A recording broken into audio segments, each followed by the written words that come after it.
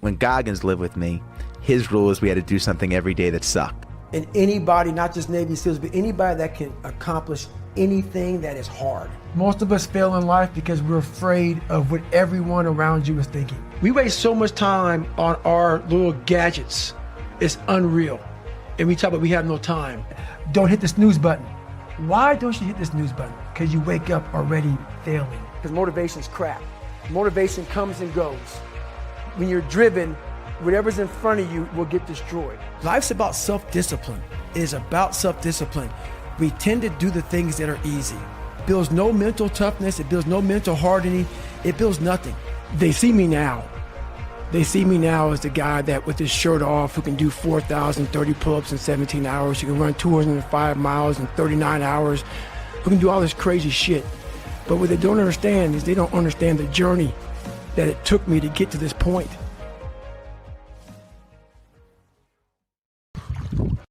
Never forget to train your fucking mind. In life, a lot of us work our fucking ass off trying to get to a better place, a place that makes us feel better about ourselves. Some people want to do ultra races. They're starting to PR during training. Some people want to be a lawyer or a medical student. So they're taking these practice tests and they're fucking crushing the practice test. But guess what happens? Once you get to the actual fucking event, your mind isn't ready. Your mind's not prepared. You've been studying, you've been training, you've been working out, but your mind's not prepared. Story for you. When I was 19 years old, I was going through the Air Force trying to be a pararescueman. I was doing push-ups, sit-ups, swimming. I was doing all this shit, knocking out of the park. One of the best in the class. But the second the fucking op hard. If you want to be great, you want to be the baddest motherfucker ever at what you do, you're going to be misunderstood by everybody. Because you're going to be so fucking obsessed and so driven to get there. That's what it takes. It takes every second of your fucking life. Anybody says balance? Yeah, balance is important for a lot of fucking people. It is. But if you want to fucking go to that edge where people do not like you, don't understand you, question everything you fucking do, you've arrived. When you are misunderstood to the point where fucking people think you're psycho and you're nuts and you're this and that, why are you in the fucking gym at 1 o'clock in the fucking morning? You just got to doing an op for fucking 13, 14 hours after Ranger School, man, at the gym. What is wrong? You will never understand what is wrong with me. And that's why I'm so fucking glad you don't, because I'm in the right fucking spot. When people don't understand you anymore, you're in that spot of obsession and drive where people are like, what the fuck is wrong with this guy? I don't want to talk to you, man, because you're not going to get it. You're not the smartest person in school. I had that issue. So my big thing was how I addressed that problem was each thing that is wrong with you has to be a focal point. You can't look at this gigantic list and say, I got to change all this shit. My God, this is crazy. No, you take off the first one. I want to be smarter. For me, that was my thing. I have to become more intelligent. I have such a severe learning disability. Man, I can't retain shit. I had to now get that one thing and then strategize in that one problem. How can I do this? I'm not going to learn like you. I'm not going to learn like anybody else. How am I going to figure this out? So I then figured out, okay, where are my strengths here? Where are my weaknesses in learning? All right, man, how am I going to do this? And I figured out a way to do it by just strategizing. So how I learn to this day, if I have a big manual to study, I will have to get a bunch of spiral notebooks from the daggone store. And each page, I have to write each page out, maybe 10 times. So there was a 1,000-page dive manual.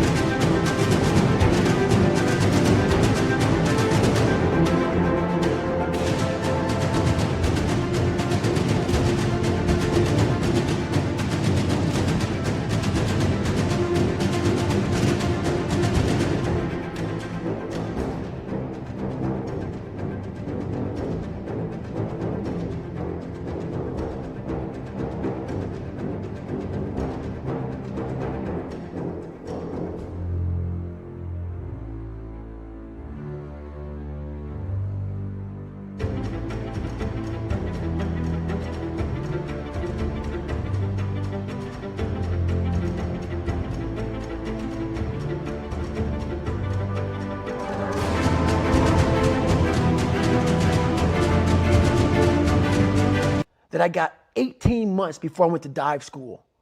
Most people, I'm not smart, I'm gonna go see if I can pass this test. I realized, hang on a second, I'm not smart. How can I get past this? How can I get through this obstacle?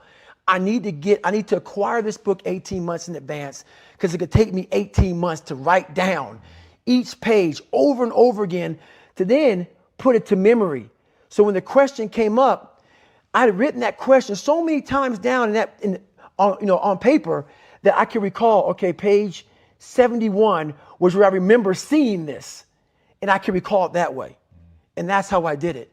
So you got to strategize on each problem you have in life. Slowly break down that problem. Don't think about all the problems you have, just one at a time. And before you know it, you fix all these problems, but you cannot focus on all of them. Just on the one thing at a time. So today, I decided to try to PR my long run. So the first half of the run, I'm feeling great. My mind is clear, nothing going on. Think about nothing but my running pace, what I'm doing, my breathing, everything like that. Get to mile 15, I turn around, and the demons start to creep in. That inevitable wall is creeping up on me. When you push so hard, something's about to give. And I started to give. My mind started to break down. I started feeling my legs starting to hurt. I started feeling dehydrated. Started feeling sorry for myself. Started looking around.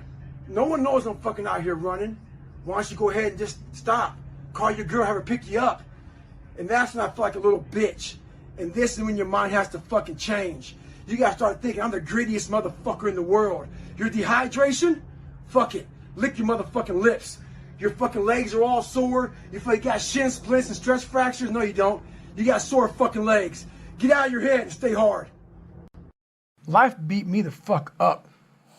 Bad. I mean, I was knocked out in the 12th round of a 15-round, heavyweight bout. I was knocked out. But what happened was in the 12th round, when the challenger turned his back on me, I was getting the fuck up. And I got up and won the next 3 rounds and knocked that motherfucker out in the 15th round. So that's my mind about can't hurt me. I was hurt, man. Like literally, I had to overcome so much those first 26 years of my life. And I still do every day today. It's not over. But the mentality of can't hurt me is just that. No matter what's in front of you, man, you have to face, you have to confront, you have to overcome and move forward. So my father, some of the kids that bullied me, my learning disabilities, all these things I went through in life, stuttering, has so many different issues, failing and failing and failing. I had to overcome them, or they would have overcame me. People have a hard thing to understand. I hate to run.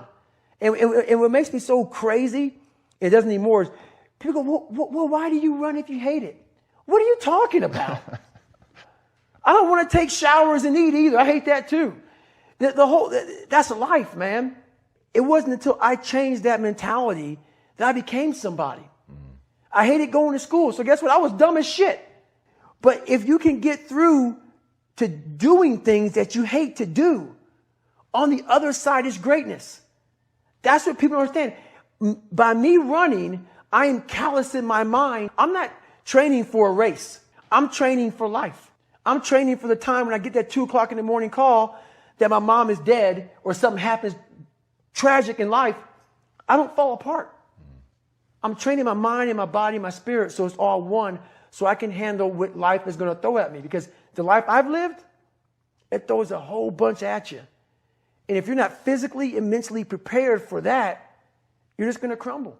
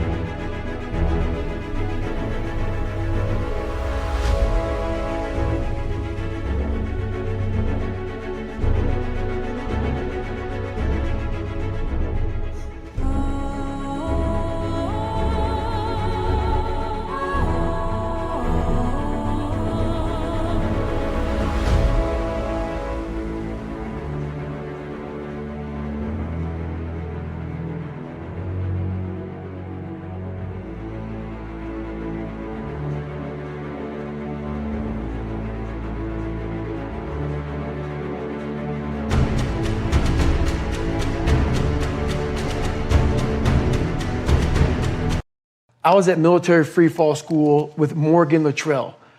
Marcus Luttrell, if you guys don't know, was the lone survivor, the guy. He was in a bad op went bad. He was the only Navy SEAL that lived. Long story short, you got to get the book, read Lone Survivor, great story. Morgan is Marcus Luttrell's twin brother, and I was there with Marcus. So what happened was myself and Morgan were in free fall school. At the same exact time, Marcus was in the worst incident in SEAL history. So I knew that Marcus might be dead. He wasn't dead, everybody else was dead. So I actually brought Morgan, I actually told Morgan, hey man, your brother was in a bad incident. I don't know if he's alive, I don't know what's going on. Long story short, Marcus is alive, and I go on to want to raise money for families. All these guys died, they all had kids. I want to raise money for the Special Operations Warrior Foundation. It's a foundation where 100% tuition goes to these kids to go to college, full tuition, whatever. So I found this great foundation. I'm going to raise money for it. So I said, you know what? I have to Google something that's evil, something very hard. I knew nothing about ultra marathons. I hadn't even run a marathon. I knew nothing about this world. So I Googled the top 10 hardest races in the world. And what comes up is a Badwater 135. It's a 135-mile race through Death Valley in the summertime. I thought it was a stage race. I thought it was a race where you run like 20 miles, set up camp, barbecue outside, and then go run some more the next day. So I called the race director up at the race and said, hey, Chris, his name is Chris Kosman, I want to do your race. So we had a long conversation. I was much heavier then, and I hadn't put running shoes on in over a year. I'm around between 240 to 270. My weight has varied a lot through the SEAL teams and out of the SEAL teams, so I was a heavy guy. But the long and short of it all was I hadn't put running shoes on in over a year. I was a big-time power lifter. I lifted weights heavy. That's what I did. I got back home from Iraq, went straight to free fall school, and then this happened. So I called Chris Kosman up on a Wednesday. He says, look, man, the only way you can qualify for my race is to run 100 miles at one time in 24 hours or less. There happened to be a race that Saturday, so 4 days later. And he said, if you qualify by running 100 miles or less in 24 hours, I will consider you my race. I'm gonna cut to the chase. I signed up for this race. It's called the San Diego One Day, where you run around a 1 mile track for 24 hours to see how many miles you can get. My goal was 100 miles. So I got to mile 70, and I cleared 70 miles in like 12, 13 hours pretty quickly. But I was done. My feet were broken. I was stress fractures, shin splints, muscles were tearing. I was in bad shape. No water, didn't know what the hell I was doing out there. Had on some tube socks. It was just ridiculous. It was a clown show. So I sat down at mile 70, and at this time I was married. And I look at my wife and I was like, I'm messed up bad. So I literally start to turn white. And when a black guy turns white, you're pretty f***ed up. Here I am, I'm all f***ed up in this chair. I'm at mile 70, I got 30 miles to go. I'm jacked up. I got to go to the bathroom, and the bathroom's like 20 feet from me. It's a porta potty. I can't get out of the chair. So I'm peeing blood down my leg, pooping up my back, and I got 30 miles to go. And I can't stand up because my blood pressure's all messed up. I've been in 3 hell weeks, Ranger School, overcome so many obstacles in my life. This last 30 miles of this race is when I realized a human being is not so human anymore. We have the ability to go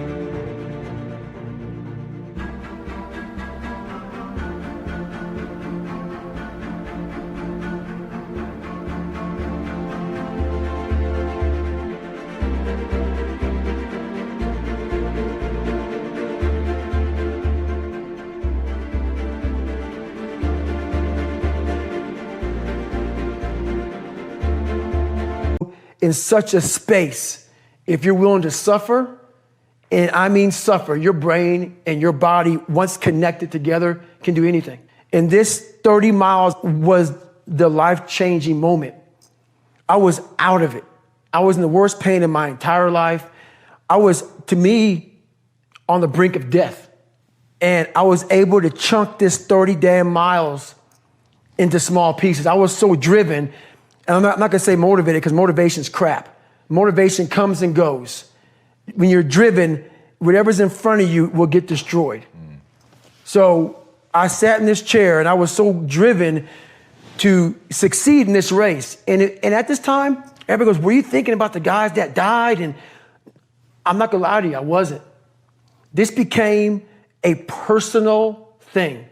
This became me against this race, me against the kids that called me nigger, me against me. It just became something that I took so violently personal. And I broke this thing down into small pieces. I said, okay, I gotta get nutrition. I gotta be able to stand up before I can get off this curb and get off this chair and be able to go 30 miles. So I went through all these small steps and I was able to stand up. And then from standing up, I was literally walking around with my wife at the time. And she goes, you're not gonna make the time. She goes, you're walking like 30-some minute miles. I got to mile 81. And the second she said that I'm not gonna make the time, I ran the last 19 miles nonstop. And I can show you right now when we get done with this. Matter of fact, I'm gonna show you right now. This was years ago, and I had to put compression tape, and so this was years ago. I had literally the size of $50. I had to get compression tape, and I taped up my ankles, and I taped up my feet, and that's how I got through that race. So I literally went through all of BUDS, my last SEAL training, with stretch fractures and shin splints. And how I did it was I would tape my ankles all the way up to my calf every morning. So for the first hour, the pain was excruciating. But what would happen is my feet would go numb. And I did that every single day for 6 months. That's how I got through my third hell week, because I was so broken from the first two that the commander said, hey, the CEO said, this is your last time we're sending you through. So that's how I got the idea to do that. So with the right, and people may listen to this and say, this guy is sadistic, he's crazy, no, if you know how I came up, you realize I was just a scared kid that found drive and passion to be something much better than what he thought he was. That's all it is. Self-talk and visualization are the two keys to my success. I believed for that last 19 miles, I was indestructible. Because I took myself in that chair, crapping up my back, peeing blood down my leg, shin splints, stretch fractures. I use all that for motivation versus negativity. I use it for motivation. I said to myself, who on this earth would still be going right now? You are. You are.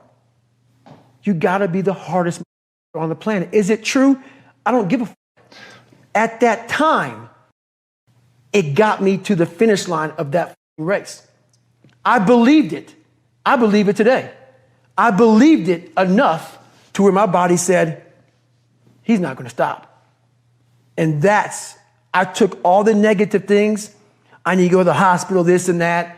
And I used it all. Who the hell could even get out of that chair? You did. Who the hell would even think about taping stretch fractures up? You did. All those things I used for motivation.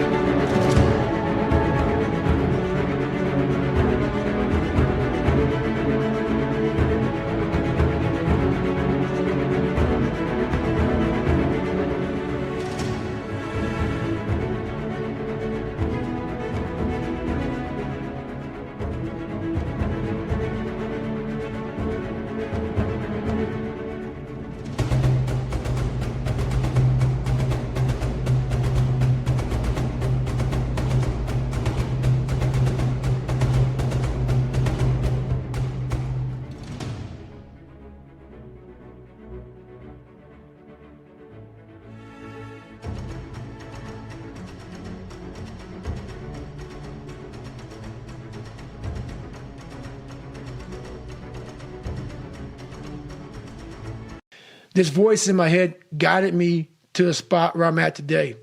And if you don't believe that you're here for a reason, your life will seriously hurt.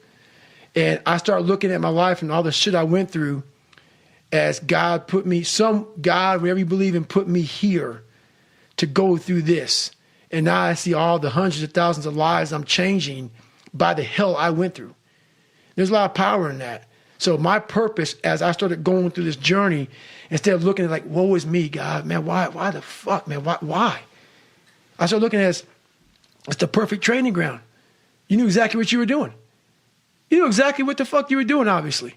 You put me in every situation possible to tell a story that needed to be told. I mean, it was a very scary road. A guy who was afraid of a lot of things, to then find power in fear, to find power in overcoming fear, and to get to where I'm at today where there's very few things I'm really afraid of because I know how to control it. I know how to manage it. I know how to work it to my advantage now. It's something else, man. So I really challenge people to really do a live autopsy on your brain. And the reason why I talk about my childhood so much in this, because I don't want you to put a title on me. Because once you title me as a freak, you now put yourself in a position where you can be very comfortable in saying, it's just not possible for me. The thing that makes me so pissed off in this world, man, the only thing that gets me mad nowadays is that so many people die with untapped potential because they think that someone else is fucking better than them. And they were born, you know, not with the greatest tools. You don't need shit. You need the ability to fucking grind your ass into a fine fucking powder. And when you're in that fine powder, find a way to build that motherfucker back up repeatedly. And it's possible. You were bullied. Do you remember how many nights you spent by yourself in your fucking head thinking about what kind of piece of shit you were and how miserable that fucking was? That's exactly my drive. I know that there's not just me and you. There's millions and millions, especially nowadays, with all this fucking pressure, man. You can now bully a motherfucker on your phone. You know, back in our day, it was face to face. You can do everything over your phone. The pressures of trying to keep up with everything is at an all-time high, and our mindsets are at an all-time low. We are the weakest we've been mentally ever since the beginning of time. And it's even harder. So it's harder with a weaker mind. So all I want to do, my whole drive is about, I have a really good way of visualizing people suffering because a lot of people do it. We have two sides of us. We have one side that is that happy-go-lucky side that nothing's wrong and everything is good. But we have that side at home when no one's around that's depressed and miserable and we're not good enough. And whatever happened to you is real. So that's my drive. I want to make sure that I give people as much power as I can. So when they get up every fucking morning, they know that, hey, I have the ability to not only survive in this world, but thrive in this world just by the mere fact of hearing about my story.